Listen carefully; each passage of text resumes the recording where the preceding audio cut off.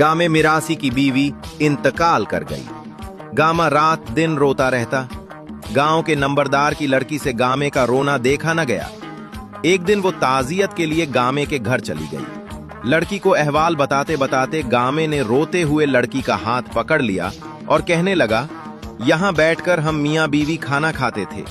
फिर रोते हुए लड़की के कंधे पर हाथ रखकर सहन में ले गया और कहा, यहाँ बैठकर हम चाय पीते थे। फिर रोते हुए लड़की को कमरे में ले गया और कहने लगा, यहाँ डबल बेड पर हम मियाँ बीवी मिलकर सोते थे। फिर रोते हुए उसे डबल बेड पर साथ लिटाकर ऐन घैन कर दिया। लड़की को जब एहसास हुआ तो घर जाकर माँ से शिकायत की।